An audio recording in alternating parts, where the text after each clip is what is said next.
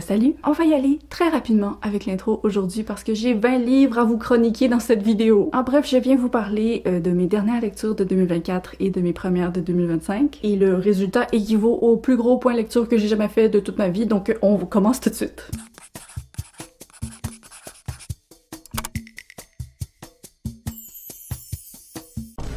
Avant de se lancer dans les avis, voici les genres littéraires qui seront discutés dans cette vidéo. Ok, si vous me connaissez, vous allez être absolument choqués de voir la romance en tête de ce classement avec 7 livres dans cette vidéo. Mais c'est parce que j'ai lu une collection de petites romances de Noël qui était absolument catastrophique, ok? J'ai hâte de vous en parler, mais donc voilà, ça a gonflé le nombre de romances. J'ai ensuite lu 4 contemporains, 2 science-fiction, 2 thrillers, 2 romans fantastiques, 2 non-fiction et 1 roman d'horreur. Puisque j'ai lu plusieurs novellas en décembre pour essayer d'atteindre mon objectif Goodreads, je vais organiser cette vidéo d'une façon un petit peu différente. On va commencer du plus gros roman jusqu'au plus petit. On commence donc ce point lecture avec Spin de Robert Charles Wilson. C'était le deuxième plus vieux livre de ma palle au moment où je l'ai lu. À l'écran, vous voyez sûrement la photo de la trilogie, mais moi j'ai uniquement lu le premier tome. C'est une science-fiction qui démarre le jour où les étoiles et la lune vont soudainement disparaître et l'humanité va découvrir qu'il y a une barrière extraterrestre qui a été placée autour de la Terre. Plus ils en apprennent à son propos, plus ils réalisent que ça pose en fait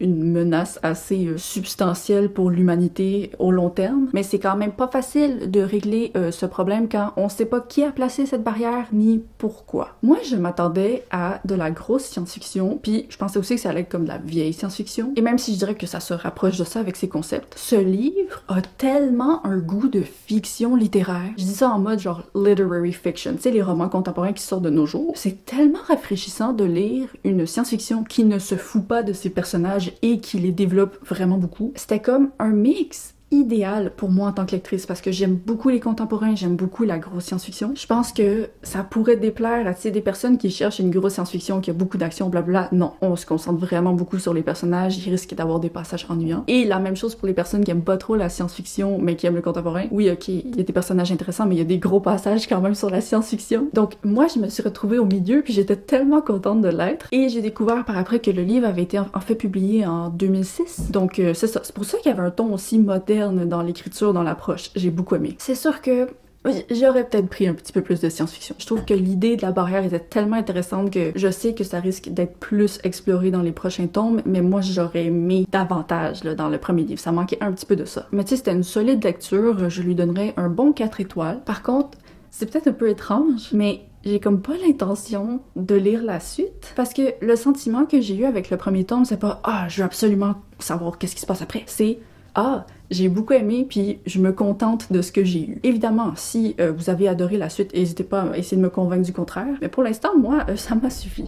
Ensuite, avec 576 pages, j'ai lu Le Plongeur de Stéphane Larue. C'était une suggestion de Joanie dans mon bocal des membres. Le Plongeur, c'est un roman québécois qui a connu beaucoup de succès. Il est disponible en France, je pense que c'est la maison d'édition Point. Puis il a même été traduit en anglais. Ça parle d'un jeune homme qui essaie de remettre de l'ordre à sa vie en se faisant embaucher comme plongeur dans un restaurant. On y parle beaucoup d'addiction, d'erreurs de jeunesse, mais je dirais que ça reste quand même une œuvre difficile à décrire. Puis je pense qu'en fait, mon erreur, ça a été que j'entendais tout le monde dire que c'était une lecture particulière. Et moi, je l'ai interprété comme si le livre allait prendre une tournure inattendue particulière. Donc, tu sais, même si c'est pas la faute du livre, moi, j'étais un petit peu déçue de constater que non, parce que je vous le dis, ce livre-là, c'est un gars qui travaille dans un restaurant et qui gère mal ses problèmes. Et là, j'ai l'air de pas avoir aimé le livre. Je l'ai aimé. Je sais que c'est pas une description vendeuse, mais j'ai aimé parce que c'est très immersif. On est avec lui au travail, on sent le poids de ses problèmes sur nos épaules, on absorbe un peu l'atmosphère avec ses collègues. Est-ce que, ultimement, ce livre est la répétition d'une même journée? Oui. Absolument. Mais ça m'a jamais ennuyée, puis je pense que l'auteur a trouvé une façon de rendre son œuvre entraînante malgré l'aspect très quotidien du truc. Je dois dire par contre que moi, je suis pas hyper fan des récits qui suivent quelqu'un qui souffre de problèmes de jeu. Évidemment, c'est pas un problème d'écrire à ce sujet-là, c'est vraiment juste une préférence personnelle, mais c'est juste qu'en tant que lectrice, pour moi, c'est comme difficile de soit ressentir du plaisir en suivant quelqu'un qui est comme ça, ou même de juste m'intéresser à ce type de problème. Mais tu sais, je sais sais que l'auteur a puisé de comme ses propres expériences pour le mettre là-dedans, donc c'est pas du tout un blâme, c'est juste que moi, dès que j'ai réalisé que ok, ça allait être un gros thème dans le livre, j'étais comme ah, j'aurais aimé ça le savoir avant. C'est littéralement écrit dans le résumé, ok? C'est juste moi, j'aime ça ne pas lire les résumés, et là, j'ai subi les conséquences de ce choix dans ma vie. C'est pas la faute du livre, ok? Je l'aurais quand même lu parce qu'il était dans ma palle, il m'intéressait, il était aussi dans mon vocal, mais j'étais juste comme ok, on va vraiment dans la direction de quelqu'un qui a des gros problèmes avec les machines qui font ding ding ding. Donc pour moi, je dirais que c'est un 3.75 étoiles. C'est pas mon style d'écriture préféré, puis je pense vraiment qu'il y aurait eu la place pour comme un revirement inattendu, genre une tournure science-fiction ou horreur ou je sais pas quoi. Mais je suis très contente de l'avoir lu, puis je le recommande. Le prochain livre que j'ai à vous présenter, c'est le premier que j'ai lu en 2025, et c'est Anima de Wajdi Mouawad, qui était la suggestion du bocal de Jo Vadrouille. C'est effectivement un des livres les plus uniques que j'ai lu de toute ma vie. Ça parle d'un homme qui découvre sa femme assassinée et qui se lance à la poursuite de la personne qui est responsable. Sauf que l'élément qui différencie vraiment cette œuvre des autres, c'est que la narration est uniquement composée à travers les points de vue d'animaux différents. Et je dois admettre, avec le plus grand embarras du monde, que ça m'a vraiment pris plusieurs chapitres avant de le comprendre tout à fait. Je savais que c'était des animaux qui narraient, ok?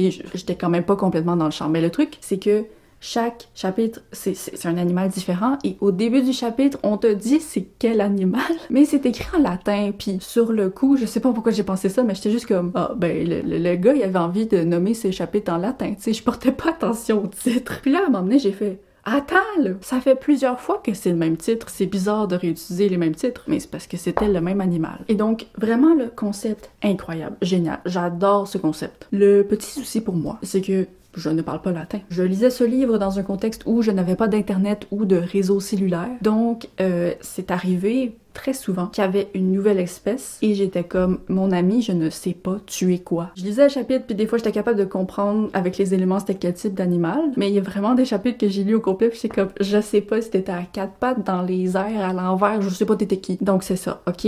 Premier conseil, assurez-vous d'avoir de l'internet ou de parler couramment latin. Et mon deuxième conseil, c'est assurez-vous aussi de parler anglais pour lire ça, parce que il y a tellement de dialogues en anglais qui étaient pas traduits, du moins dans ma version, c'était pas traduit. Moi, ça me cause pas de problème parce que je suis bilingue, mais tu sais, je pensais à des membres de ma famille qui parlent pas trop anglais, puis je me disais, comment ils sont supposés comprendre qu'est-ce qui est en train de se passer, là? Tu sais, c'est comme une dizaine de dialogues en anglais, un après l'autre. En tout cas, ça, ce sont les détails, mais sinon, globalement, je dirais que j'ai apprécié. Ça a pas été une aussi bonne lecture que j'espérais, parce que tu sais, je voulais adorer parce que le concept, wow! Mais même si j'ai beaucoup aimé comme la première moitié, dans la deuxième moitié, je sais pas, j'ai un peu commencé à me désintéresser de la quête du protagoniste et ça a commencé à être vraiment très violent, puis la violence, ça m'affecte pas nécessairement, mais quand je suis plus trop intéressée par le récit puis que c'est juste de la violence, ben ça fait juste un peu prononcer mon désintérêt encore plus. Donc même si j'ai trouvé la narration vraiment audacieuse et ingénieuse, puis j'ai beaucoup de respect pour cet auteur, pour moi, niveau expérience de lecture, ça atterrit à un 3 étoiles, mais ça reste que c'est un bijou rare de la littérature, puis tu sais, il y a des livres que j'ai beaucoup plus aimés que celui-ci qui vont m'avoir infiniment moins marqué que lui.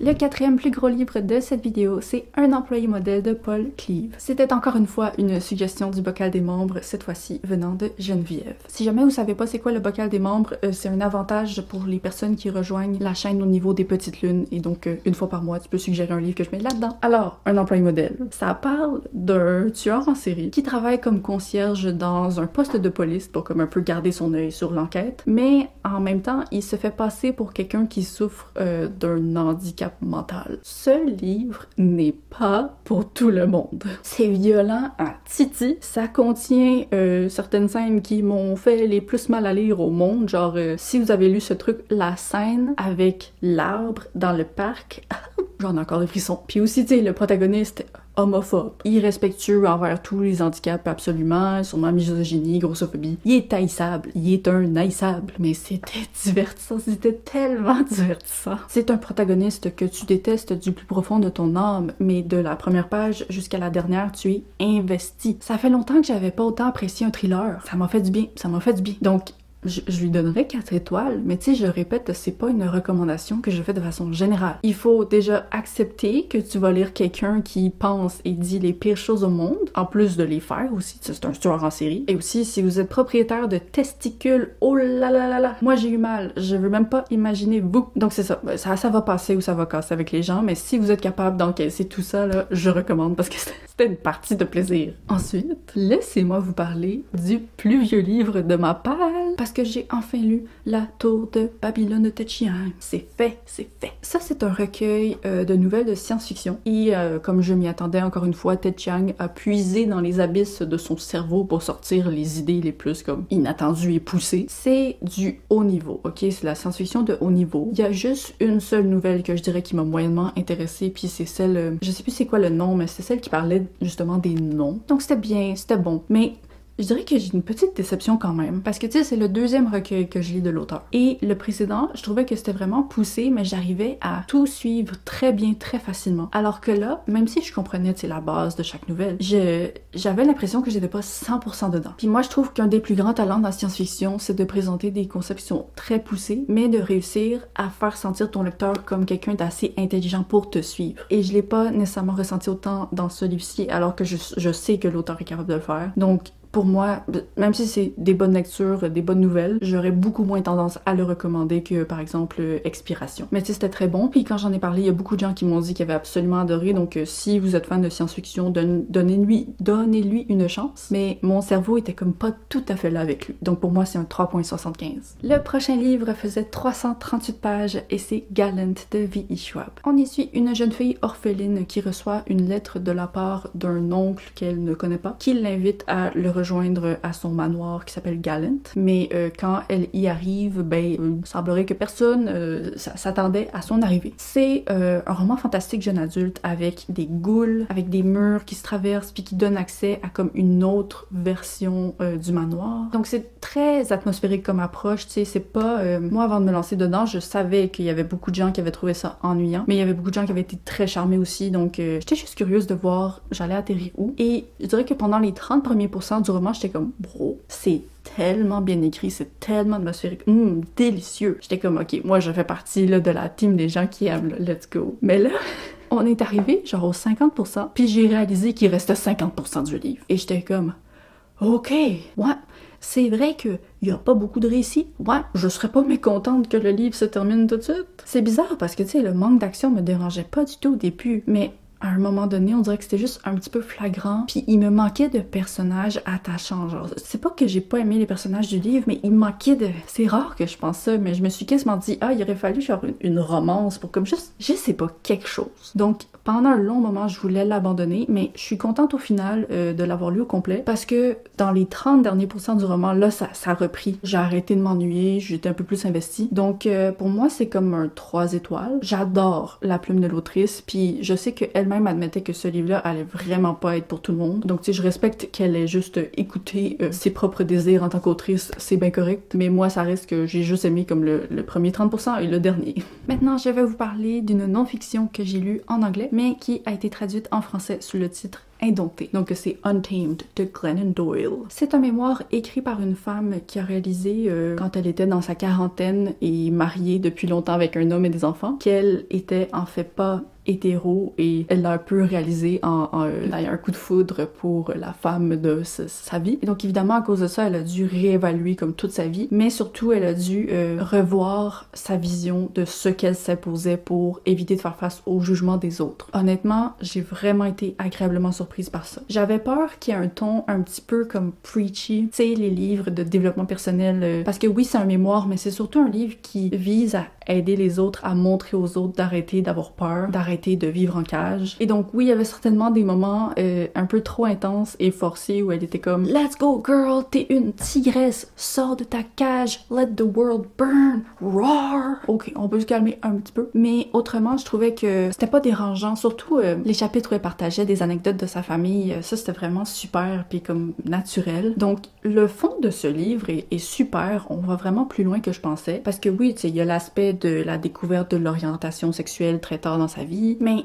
c'est pas ça. C'est pas comment accepter que j'aime en fait les femmes, c'est comment quitter la cage dans laquelle on s'est enfermé parce qu'on pensait que c'était la seule chose qu'on avait le droit d'occuper dans la société. Puis j'ai trouvé ça intéressant pour plusieurs raisons. La principale, c'est que moi, j'ai jamais ressenti cette pression de comme être conventionnelle, avoir une vie traditionnelle, avoir un mari et des enfants, une maison, un gros char, un travail qui paye beaucoup, blablabla. J'ai eu le privilège de grandir avec des parents qui, par eux-mêmes, brisaient comme presque toutes les conventions de la société. Si vous saviez pas, j'ai été élevée par 2 moines bouddhistes, les voici, je les aime beaucoup. Et donc, on dirait que j'ai encore plus réalisé ma chance en lisant ça, d'avoir pu vivre tout ce temps en sachant que tant que tu fais pas du mal aux autres, on s'en fout complètement de qu'est-ce qu'ils pensent de ce que tu fais de ta vie. Donc, pour les personnes qui croulent un peu sous les attentes des autres, les personnes qui ont très peur de s'écarter du chemin qu'on leur a tracé, je recommanderais beaucoup. Et je recommanderais aussi beaucoup pour les parents, parce que l'autrice partage ce qu'elle a mis en place pour encourager ses enfants à vivre une vie beaucoup moins encagée que la sienne l'a été. Puis je trouvais que c'était vraiment une vision parentale très saine et bénéfique pour tout le monde. Donc, je lui ai donné 4 étoiles. Oui, il y avait des passages vraiment trop intenses, puis des monologues et cheerleader. Hé, ma tigresse! Mais ça m'a quand même réchauffé le cœur. Parlons ensuite de Silver Nitrate de Silvia Moreno Garcia, parce que oui, en effet, j'ai lu celui-là avant de lire Mexican Gothic. Mais contrairement à Mexican Gothic, celui-ci n'a pas encore été traduit parce qu'il a été publié plus récemment. Je dirais que c'est un mix de paranormal et d'horreur. On est dans le contexte du monde du cinéma mexicain et on suit une femme qui se spécialise dans le montage audio. Et moi, là, ça m'a tellement fait du bien de lire quelqu'un qui partage cette obsession pour l'audio. Je me sentais représentée. Le meilleur ami de notre protagoniste va découvrir que son nouveau voisin est un légendaire directeur de films d'horreur. En lui parlant, ils apprennent que ce directeur considère qu'il est maudit à cause d'un vieux film magique qu'il avait commencé à filmer mais qu'il n'a jamais pu terminer. Donc, ils vont l'aider un peu dans sa quête loufoque à terminer ce film pour vaincre cette malédiction. Trucs paranormaux s'ensuivent, évidemment. J'aimais beaucoup le contexte du cinéma dans l'Amérique du Sud. J'adorais la relation de la protagoniste et son meilleur ami. C'est pas le type de relation qu'on a l'habitude de voir, mais c'était vraiment bien fait. Et aussi, je trouvais que la situation initiale était intéressante avec le film, blablabla. Mais j'aurais dû réaliser que qui dit paranormal dit rituel occulte. Et moi, c'est un thème à travers mes lectures. Ok, il y a plein de livres, j'aimais le début, blablabla, mais dès qu'on se lance dans comme, ok, il y a une malédiction, faut faire tel rituel, blablabla, moi, ça m'intéresse pas. Le mot, il voulait pas sortir de ma bouche. Donc c'est ça, la portion finale, ça m'a vraiment beaucoup moins plu. Et aussi, généralement, j'ai vu une chronique sur Goodreads qui disait quelque chose, qui mettait exactement en mots un sentiment que j'arrivais pas à décrire. Ce livre est à la fois surécrit, t'as trop d'informations, mais en même temps, il est vraiment sous-écrit. T'as comme pas assez d'informations. Mais c'est pas que t'as pas... Je sais pas comment l'expliquer. Écoutez, c'est pour ça que j'utilise cette phrase-là, parce que je sais pas comment la décrire, mais c'était à la fois surécrit et sous-écrit. Donc, je lui donne 3 étoiles. C'était sympathique. J'ai eu du plaisir à l'écouter pendant que je faisais mon casse-tête. Si vous aimez les livres avec des trucs occultes, je recommande parce que les personnages sont très cool. J'ai ensuite lu Role Playing de Kathy Yardley, qui était la suggestion de Karine la bouquineuse dans mon bocal. On suit une femme de 48 ans qui est une ermite et qui aime pas sortir de chez elle, ce que je comprends entièrement, et c'est la raison pour laquelle je pense Karine me l'a recommandé. Et donc, elle rejoint un groupe de joueurs en ligne, puis elle assume que tout le monde dans ce groupe-là, ce sont des étudiants, genre ils ont 21 ans. Donc, elle leur dit, moi, je suis assez vieille pour être votre mère, mais dans le groupe, il y a l'intérêt amoureux. Lui, il a 50 ans, mais parce qu'elle dit qu'elle est assez vieille pour être sa mère, ben lui, il pense pendant tout le long qu'elle a genre 80. Bref, ça donne lieu à une situation un petit peu cocasse. Je décrirais cette romance comme de la bienveillance pure. Ça fait vraiment du bien de lire une histoire d'amour entre 2 personnages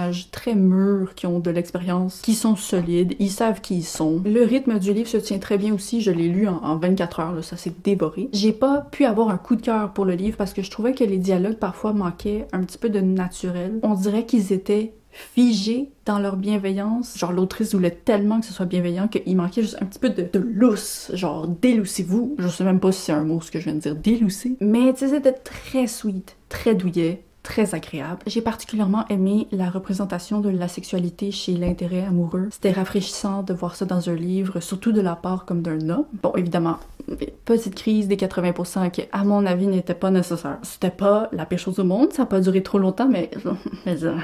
Donc c'est ça. Pour moi, là, bonne romance 4 étoiles, beaucoup aimée. Je recommanderais sans aucune gêne. Parlons maintenant du voleur de plumes de Kirk W. Johnson, qui était la suggestion du bocal de Catherine. C'est une enquête journalistique qui retrace les circonstances du vol d'une centaine d'oiseaux rares dans un musée. On plonge dans l'univers des monteurs de mouches artistiques. C'est comme les mouches pour aller à la pêche, mais ils font littéralement des œuvres d'art avec ça. Je connaissais pas du tout, je vais vous mettre des exemples à l'écran parce que peut-être vous connaissez pas non plus, mais c'était très intéressant. Par contre, je dirais que c'est seulement devenu très intéressant à partir des 130 pages. Parce qu'en bref, le livre est séparé en comme 3 parties. T'as le début avec le contexte de l'auteur qui découvre l'existence de ce vol, l'existence de ces communautés de monteurs de mouches. Ensuite, t'as la partie du milieu qui était fascinante où c'était un peu comme un résumé de qui était le voleur, comment il avait planifié, qu'est-ce qui s'était passé ensuite. Mais après ça, on sort de ce passage-là vraiment fascinant, puis on revient à l'auteur. Et c'est comme l'auteur qui poursuit l'enquête. Puis sur le coup, je me suis dit, mais là, ok, peut-être qu'il y a des détails qui manquent, mais pourquoi c'était juste pas inclus dans ce qu'on vient de lire? Genre, littéralement, tu viens de passer 100 pages à me décrire le vol, puis là, tu continues à enquêter dessus, mais je sais pas, je comprenais pas sur le coup pourquoi il restait 100 pages au livre. Là, je l'ai terminé, je comprends un peu plus pourquoi, mais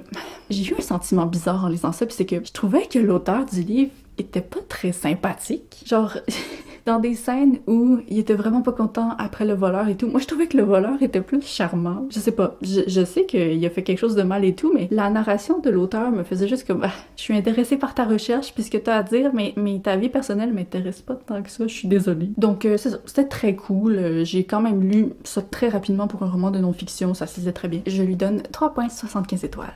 Ok, parlons ensuite d'une romance que j'ai lue sur un coup de tête. The Bodyguard de Catherine Center, qui vient tout juste d'être traduit en français aux éditions Hauteville. On suit une femme qui travaille comme bodyguard et qui se fait attribuer le dossier d'une star américaine, un acteur très connu. Elle s'y oppose pour toutes sortes de raisons. Elle veut pas ce dossier. Mais évidemment, elle va finir par accepter et tisser un lien spécial avec la star en question. Je dois dire qu'avec cette romance, je réalise que j'aime vraiment beaucoup les livres où il y a des bodyguards. C'est peu importe si le garde en question c'est une femme ou un homme, je trouve que ça donne lieu à une proximité intéressante avec l'intérêt amoureux ou même juste, je suis certaine que dans le contexte d'une relation platonique, ça serait intéressant. Donc si jamais vous avez des recommandations de livres avec des bodyguards, je serais partante. Mais donc, j'étais très investie au départ, puis j'ai beaucoup aimé l'intérêt amoureux. Très cool comme personnage. Mais il y a quand même des trucs qui m'ont fait tiquer tout au long de ma lecture. Premièrement, je trouvais qu'il y avait des scènes qui étaient sautées,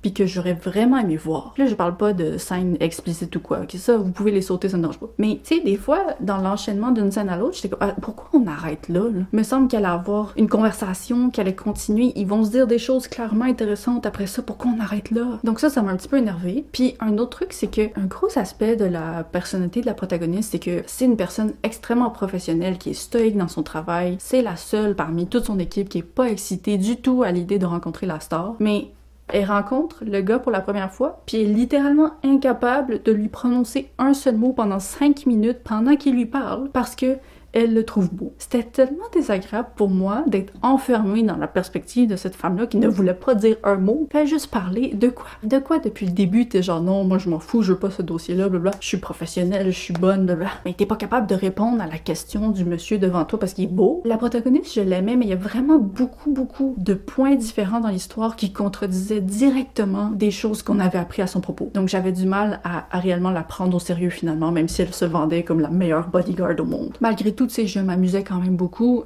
jusqu'à la crise des 80%. On n'y échappe pas. On n'y échappe pas. Ah, ça m'a tellement énervée parce que c'était tellement pas nécessaire. Puis tu sais, dans le type de relation où t'as une garde puis une superstar, tu peux tellement introduire des sources de conflits qui ne sont pas super désagréables à lire. Là, je sais pas. La façon choisie, pas intéressante, désagréable. J'ai dit le mot, c'est ça. Donc c'est une romance à laquelle j'aurais tellement voulu donner 4 étoiles parce que j'adorais l'intérêt amoureux. J'ai tellement eu du plaisir pendant la première moitié. Mais bon, toujours la crise des 80%. Donc pour moi, c'est un 3,5 étoiles. Et j'aurais dû écouter Estelle. Estelle l'avait dit. Au début, j'allais pas lire ce livre parce que Estelle avait dit que la crise des 80% allait pas. J'aurais dû l'écouter. En même temps, j'ai eu du plaisir à lire le livre. Je regrette pas de l'avoir lu. Ensuite, avec 288 pages, j'ai lu Ce que nous confions au vent de Laura Imai Messina, qui était une suggestion de la part de Les Pages Envolées. C'est un roman qui se concentre sur une vraie cabine téléphonique au Japon qui est utilisée par les familles des victimes du tsunami de 2011 pour comme aller là puis leur parler. Évidemment, ils parlent pas aux morts avec le téléphone, c'est juste comme un endroit pour commémorer les gens qui ont perdu puis essayer de juste se reconnecter à eux puis leur envoyer leur amour. C'est un type de livre qui est plus comme une collection d'images qu'un récit. C'est pas des nouvelles, on suit vraiment comme des personnages, des événements un après l'autre, mais il y a vraiment cette sensation de chaque chapitre donne un aperçu différent de la forme que peut prendre le deuil. Puis j'ai trouvé que c'était une lecture très douce avec des beaux passages, mais ultimement, on dirait que j'ai pas réussi à 100% m'attacher aux personnages et à être touchée profondément par eux à cause de cette présentation. Je pense que, tu sais,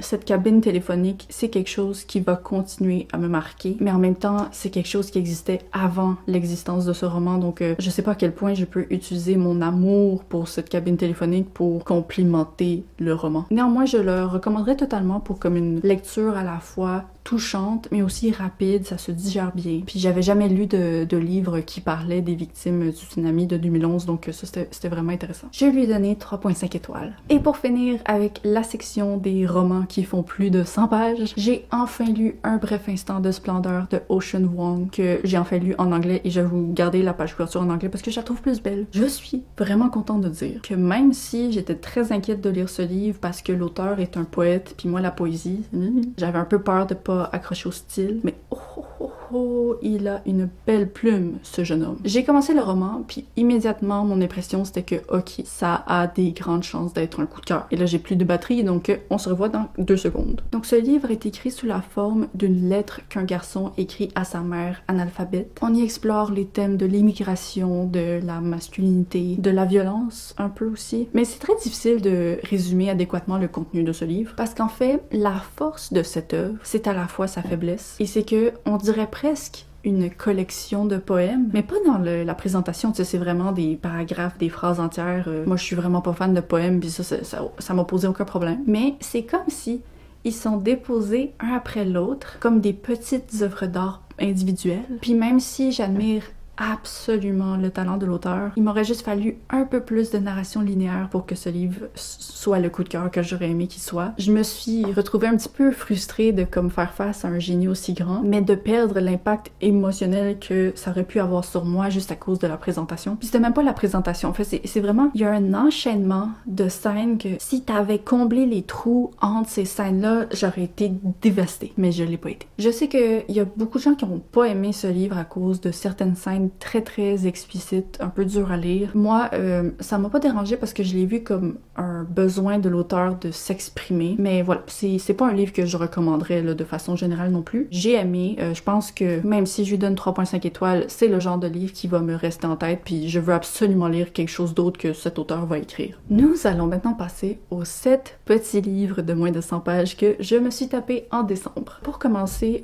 j'ai lu la collection Under the Mistletoe, qui regroupe 5 petites romances de Noël écrites par des autrices très connues dans le milieu de la romance américain. Et à la base, moi, je voulais juste lire la nouvelle de Ali Hazelwood qu'il y avait dedans. J'avais entendu des bons trucs, j'avais aussi vu que les autres étaient mal notés, mais finalement, je les ai toutes lues.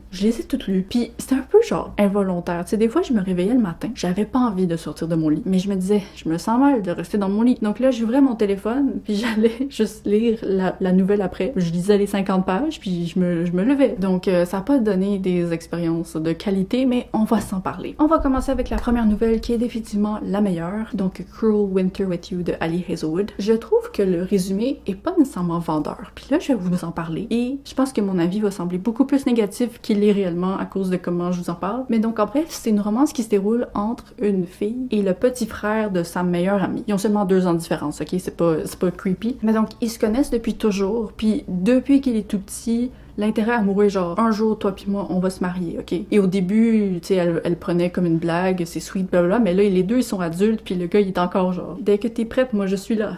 C'était sweet. Ça se disait super bien, j'étais joyeuse, ça me donnait les vibes de Noël que je recherchais. Par contre, j'ai eu la pensée qu'il allait peut-être y avoir des gens qu'elle a détestés, parce que pendant tout le long du livre, la fille est comme non, on peut pas être ensemble, blablabla. Et puisque nous, on a la perspective interne de la protagoniste, on sait que elle aimerait être avec lui réellement. Mais tu sais, de l'extérieur, elle lui dit non très souvent, et lui, il continue à être comme un jour, on va se marier. Donc tu sais, ça passe parce que on sait à l'intérieur d'elle qu'est-ce qu'elle veut réellement, puis comme ça m'a pas dérangé. Mais je me suis dit, dans n'importe quel autre contexte, si une fille dit autant de fois non, puis que le gars continue à être comme je t'aime et un jour toi et moi on va être ensemble, ben appelle la police. Mais dans le contexte de ce petit bout de fiction pas nécessairement sérieux, ben ça avait du charme, ok, ça avait du charme, donc j'ai donné 4 étoiles. Ça sonne pas comme ça, mais c'était vraiment cute quand même. Donc ça a masqué le ton creepy que ça aurait pu avoir. Deuxième nouvelle, All by My Health de Olivia Dade. Ça, pas super fan. J'ai trouvé que c'était un peu long. Tu sais, on s'entend, c'est une nouvelle là, de genre 60 pages, puis c'était un peu long. C'est une fille qui conduit une vanne en forme de hot dog. À l'arrière, il y a son meilleur ami puis sa meilleure amie qui se parlent puis ils se chuchotent tous les deux. Mais elle aime son meilleur ami puis elle est comme oh non, ils sont tout près, genre c'est clair qu'ils sortent ensemble puis ils me l'ont pas encore dit. Mais là, les circonstances vont faire en sorte que sa meilleure amie va partir, les laisser seuls ensemble et quelle surprise, ils vont finir tout nus dans cette vanne en forme de hot dog. J'ai quand même lu ça, tu sais, avec un minimum d'intérêt. J'étais pas ennuyée à 100%, là. Mais le problème, les dialogues tellement pas naturels. Ah, les dialogues faisaient mal, c'était cringe, ça me donnait des frissons d'embarras. Donc j'ai donné 2.75 étoiles. Mary Ever After de Tessa Bailey. Tessa Bailey, là, je pense que c'est rendu mon ennemi public numéro 1. Là, c'est la deuxième fois que je lis un truc d'elle, puis c'est la deuxième fois qu'il me fait souffrir. Yo, ok, ce livre-là, déjà, c'est juste une excuse pour écrire des scènes épicées. Ça avait aucun esti de rapport avec Noël, déjà. Où est Noël là-dedans? Ensuite, si la nouvelle précédente avait des dialogues cringe, là, c'était le cringe jusqu'à la stratosphère. C'était douloureux. Désagréable. C'est un livre de 50 pages et j'avais envie de le DNF pendant tout le long. Je lui ai donné 1.5 étoiles. L'avant-dernière romance de Noël, Merriment and Mayhem de Alexandria Bellefleur. Je dirais que c'est le deuxième meilleur de la collection. C'est le genre de romance là extrêmement ridicule, genre la protagoniste frôle littéralement la mort 3 fois. Bravo Mamaki, ça c'est magnifique. 3 fois en 50 pages. Mais j'ai trouvé ça plus cocasse qu'énervant. Ça m'a bien diverti, sauf peut-être pour le fait que, encore une fois, les scènes explicites étaient méga trop longues avec des dialogues méga trop cringe. Mais comparé aux autres titres de la collection, je lui donnerais un 3 étoiles. Et pour la dernière petite romance, je vais me contenter de la note que je me suis laissée à 2h30 du matin sur mon téléphone après l'avoir lu. Only Santa's in the Building de Alexis Daria. 2 étoiles, j'ai utilisé ce livre à 2h du matin pour m'endormir parce que j'arrivais pas à m'endormir. Je filais pas les dialogues, à la fois trop rapide mais ultra ennuyant. Bref, collection que je considère comme extrêmement catastrophique. Je comprends pas qu'est-ce qui s'est passé là. On dirait que Amazon, ils ont fait un deal à ces autrices-là, puis ils ont donné 3 heures pour écrire quelque chose, puis ils ont juste pondu quelque chose sur le coin de leur bureau, puis ils l'ont shippé à Amazon. Je sais pas. Par contre, ensuite, j'ai lu le nouveau novella de Frederick Backman qui s'intitulait The Answer is No. J'avais très hâte de lire parce que le résumé est assez cocasse. Ça parle d'un homme qui, lui, est très heureux parce que il vit chez lui et il se mêle jamais aux autres. Lui, il a découvert que la recette pour le bonheur dans la vie, c'est de parler jamais à qui que ce soit. Mais finalement, son petit bonheur va être ruiné par une casserole. Je dirais pas plus que ça. Et donc en bref, c'est un livre qui, comme tous les autres de l'auteur, nous montre un peu l'absurdité de l'humanité. Ce sont des personnages très caricaturés, très exagérés, mais à travers tout ça, t'arrives quand même à percevoir les beaux et les mauvais côtés de la nature humaine. C'était très divertissant, j'ai eu du plaisir. Et par contre, vers la fin, je trouvais que ça devenait un petit peu intense, l'absurdité. J'ai aimé, mais j'étais soulagée vers la fin que ça se termine, donc pour ça, c'est un 3.75 étoiles. Mais je le recommande, ça fait moins de 100 pages, ça c'est tout seul, puis c'est quand même amusant. Et pour finir avec les petits livres et les 20 livres de cette vidéo, j'ai lu The Conjurer's Wife de Sarah Penner qui faisait 40 pages. Ça, c'est un novella qui parle d'une femme dont le mari fait des prestations de magie sur une scène à chaque soir. Elle est là pour l'aider, mais elle sait même pas comment il fait pour faire apparaître les objets qui apparaissent sur la scène à chaque soir. On voit rapidement dans le livre que la relation entre les deux est assez tendue. Ils ont fini par apprendre les raisons de ça. C'était très intéressant. J'aimais le contexte de la magie, puis ensuite t'as eu une révélation que je m'attendais pas à avoir un plot twist dans ce livre, mais c'était vraiment le fun. Malheureusement, tu sais, t'as la révélation, puis après ça se termine de façon un petit peu abrupte, puis moi j'en aurais pris plus. Tu sais, le build-up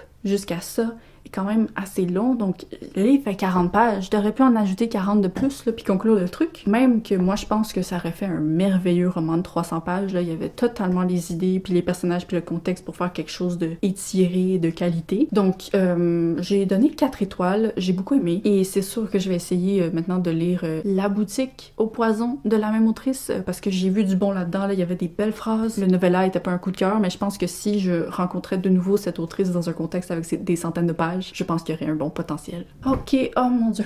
Avant que vous partiez de la vidéo, j'ai une question. La prochaine fois que j'ai 20 livres à vous présenter, qu'est-ce que je fais? Là, j'ai décidé, ok, je les fous dans une seule vidéo, même si ça va être super long, mais est-ce que c'est trop? Est-ce que, à un certain point, genre, votre cerveau peut juste absorber une quantité limitée d'avis différents? Est-ce que la prochaine fois, je sépare dans des vidéos différentes? Ou est-ce que c'était super, puis vous aimez avoir des gros points de lecture comme ça? Bref, c'est tout pour la vidéo. Merci de l'avoir regardé. Si vous aimeriez qu'une de vos recommandations se retrouve également dans un prochain point lecture, vous savez quoi faire, rejoignez les petites lunes. Si vous êtes une petite lune, on se revoit la semaine prochaine pour la vidéo exclusive du mois, mais sinon, on se revoit dans 2 semaines pour les 4 ans de la chaîne. Bye bye!